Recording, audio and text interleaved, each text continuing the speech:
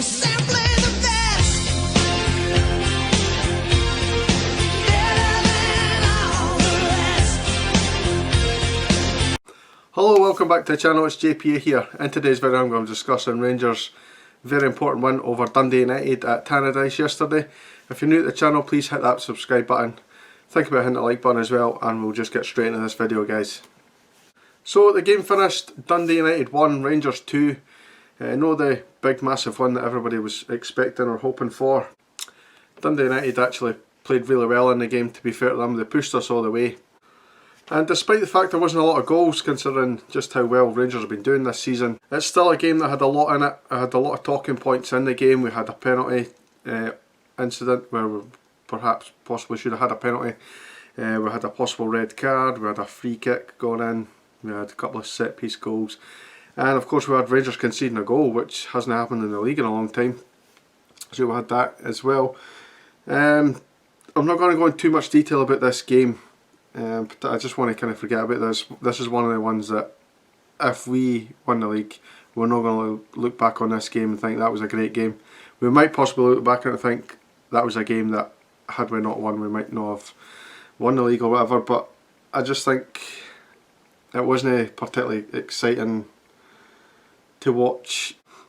It just seemed like one of the games where you just want to grab the points, get down the road and forget all about the game, to be honest. I think they started probably the better side. They were real hungry. They were pressing us well, and to be fair to them, I didn't want to give them a lot of credit because they're really down like Dundee United. They're just one of the teams that you love to hate. But to their credit, they did well, and they did play well, and I was quite surprised at how well they did play. I thought, if anything, they'd be a lot more physical. Which they were physical, don't get me wrong, but I thought that's pretty much all they would have to their game, and we'd have difficulty breaking them down. They did go for what I suggested. They went for the 3-5-2, but it very quickly became a 5 at the back, with even 4 in front of that 5 as well. So it was very difficult to break them down. But when they did get the ball, they did actually create opportunities for themselves. I'm not going to go into great detail about every single chance that happened, but they had a couple of chances towards even the first 5-10 minutes, I think. And they actually had a flurry of activity in the box where they had about 4 or 5 shots blocked, and we eventually had to clear it.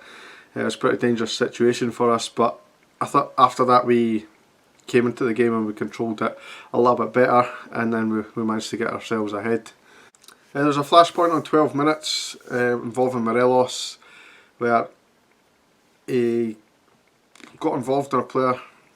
I didn't really see much at first, but the replay clearly shows that he elbowed a player in the face. I'm not really sure who it was he elbowed in the face, but looking at the replay, he definitely meant it.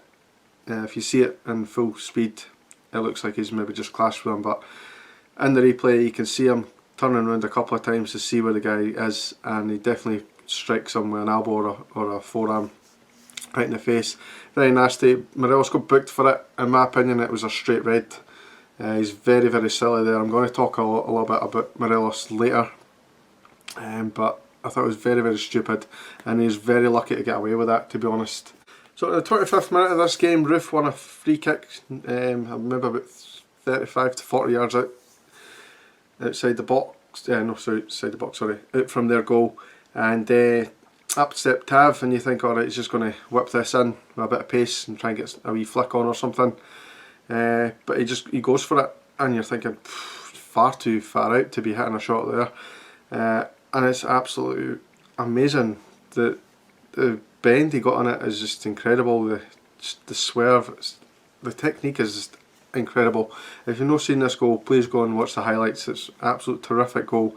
One of the best free kicks I've ever seen. Is just how quickly he gets it up and down. It gets a lot of height on the ball, and it dips down very, very quickly and beats the goalkeeper, who had absolutely no chance with that one. So 1-0 after 26 minutes. Unfortunately, our lead only lasted 7 minutes. Some very, very good build-up play from Dundee United, playing a lot of good passing. They eventually made it out to the left-hand side. The cross coming from the left, and it evaded everybody. Bounced to the back post, and Smith came in completely unmarked, A lot of people maybe saying Barisic should be picking him up. Barisic couldn't pick him up because he had to cut inside to mark the other striker. I think it was Mark McNulty. He was marking, so the guy came on his blind side. Barisic couldn't see him, and he's volleyed it. Sensational goal again. You've got to give him a bit of credit for it. Great finish into the opposite corner. Took us a little bit by surprise, to be honest, and disappointing that we never got the clean sheet, really. But it was 1-1 after 33 minutes. In between, Rangers conceding that equaliser and going ahead again. We had a couple of chances. Morelos went close with a header where he really should be scoring. He was only about 4 or 5 yards out, so he really should be hitting the target there. Tavernier had a wee volley that was just over as well. Really unlucky with that. And then we got the goal. It was a free kick again, this time on the right hand side. Tavernier swings it in. Connor Goldson does this little run that he's done a couple of times this season. It worked very well against Celtic, where he stands in an offside position, and just as the ball's getting played, he darts back in, and obviously the players play him onside, and he gets his header on target. Great finish, and delighted for Goldson again, because he's playing magnificent right now, and I really think he deserves a little bit of credit for how he's playing, and he's getting goals, adding that to his game as well as the passing and the defending and all that other leadership stuff that he brings to the table as well. So well done to him. So we went in 2-1 at half time, and I honestly felt just the way Dundee United were breaking forward when they got the ball, I thought they were always maybe had a chance of scoring a goal and maybe equalising again. So I felt we needed that third goal, and we really pushed for it in the second half. We completely controlled the second half. I thought the first half was maybe a little bit more even, despite the fact we had maybe slightly more of the ball. They were doing things with the ball when they got it and creating a couple of opportunities, but it was mostly us in the second half creating the chances, and I can't remember exactly what moment it was, but we should have had a penalty from a corner when it got swung in, and Goldson's getting ragdolled a bit, gets pulled to the ground, nothing given. For me, that was worse than what Katic did to, I can't remember who it was, I think it was Julian against Celtic, where he just had a wee grab his shirt and that was it. This was a lot worse than that, and for me it should be a definite penalty. I don't know why we've not got that penalty, to be honest. I thought the referee was really poor in his decision making during this. He should have given Morelos a red card, for example. He should have given that penalty, and he was just another couple of just wee strange decisions, like giving it a free kick the wrong way when it was clearly the other one, or giving a throw in when it should have been to the other team. It was weird decisions that he was given that I thought he was really poor. One thing I will say about this Morelos thing, by the way, a lot of people saying, oh, Morelos again, and he should have had a sending off and all that. I think people are forgetting that we should have had a clear red card. Well, Dundee United rather should have had a clear red card in the first game at Ibrox, which I mentioned in the previous video there, where Morelos got studs in his leg, and he clearly had stud marks in his leg imprinted, and we got nothing for that. That should have been a red card. So the people say it evens itself out over a season. Well, there you go. We should have had one, they should have had one, so it's fair game really. This video seems to be going on longer than I actually anticipated, to be honest. I didn't really expect to be talking for this long, so I'll just kind of cut the match preview short, or the match review rather short. We had a lot of opportunities in the second half. Morelos had about 4 or 5 clear opportunities where he should score, and he just failed to hit the target every single time. The boy really needs a goal. As I said, I'll talk about Morelos just after this, talking about this game first, but yeah, that's pretty much what happened. Arfield had a wee chance where it was knocked off the line. He hit the post. We were just unlucky, and we just couldn't quite get there for the third goal. But to be fair, we pretty much kept them pinned in, and it was only the last maybe 2 minutes that they really started to try and push forward and maybe get that second goal, and try and get the equaliser. And then it finished 2-1. No, the prettiest game.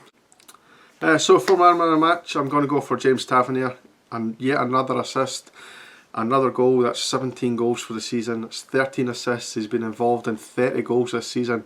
That is unbelievable for a right back. It's just insane, and every time I have to come in here and make a video. I'm talking about Tavernier all the time. He's just getting so good. He's getting better and better with every game, and he seems to be the player that we're turning to win us matches now. So yeah, Tavernier, I don't think there'll be any real competition for that, to be honest. So yeah, I said I was going to talk about Morelos.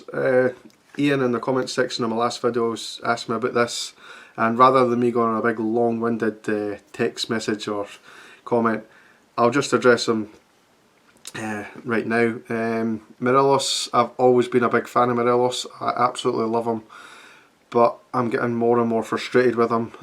That silly petulance was just completely no need for it. If he gets sent off, we drop points there, it's going to wreck our, possibly our whole season. It's just so needless.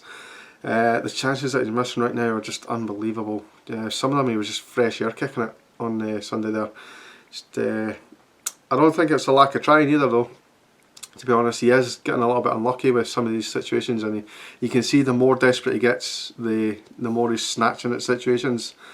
It reminds me of the game against Celtic in the League Cup final, where he's just so desperate to score, and every time he was getting the ball he was just snatching at it, and he's not really focused on what he's actually doing.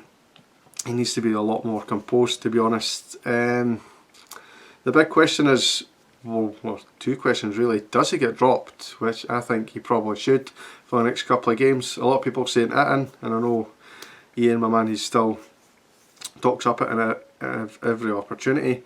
But I don't actually think Morelos is doing too much worse than it, and to be honest, he's scored a couple of goals, hold up plays really good and stuff, but he's not really hitting the headlines for goal scoring or anything like that. I think that's the same with Morelos, but I honestly think he needs to be dropped for a good couple of games. Get Roof in there, get Itten in there, get Defoe in there on the games that he can play. Obviously Europe isn't a thing just now, which we'll talk about a wee bit later on, but we've got Europe to worry about, so Defoe can play in a little bit more games as well. So I honestly think that Morelos should be dropped. The second big question about Morelos is, should we sell him in January? I think we're actually possibly kicking ourselves that we didn't sell him when we got that 16 million from Lille. We should have taken that in hindsight. At the time I didn't want to take it because I really love Morelos, but I think the way the team are playing right now, the addition of the likes of Zungu, Itten and Roof, they've kind of changed the dynamic of the team a little bit, and I think we no longer rely on Morelos as much. That's possibly a discussion for another video, but yeah, I think we're actually kicking ourselves for not taking that money. And it does mean, obviously, if you look at the finances for last month they came out, we made a 15 million loss. That would have been covered by the sale of Morelos, and we wouldn't be looking at, we wouldn't have people looking at us going, oh, Rangers have made a loss there, they've made a loss, what's going on there, we're going to administration. No, if you look at Dave King's interview, it's very positive with the finances. I think everything's gone as good as it should be, and we're on track and that, so don't worry about finances right now. So now I've talked about the game, I've talked about Morelos a bit, I've probably talked on for too long really. I'll quickly mention the draw because it happened today. If you've not seen it, Rangers were drawn against Royal Antwerp of Belgium. Now we've obviously already faced a Belgian side this season in Standard Liège. They're very similar in quality, I would say. I've not really looked into them. I know they're a couple. I think they're actually level on points with Standard Liège actually. So they're probably similar. I don't want to go into too much detail, and I don't want to bore you with that just now, because obviously we've got bigger games coming up in between them. We don't need to worry about in Europe until February at least. So yeah, decent draw. We could have had some really big teams in there. Real Sociedad was one of the big ones that I wanted to avoid. Ajax was one of the ones I wanted to avoid. We've avoided them. Don't get me wrong, this isn't going to be an easy tie. It's probably one of the easier ones we've got, but you're not going to get easy ties at this stage of the competition. Everybody's here on merit. Yeah, so that's pretty much all I need to say on that. I'm just going to wrap the video up, guys. Thank you very much for watching, and I'll see you in the next video. Cheers, guys.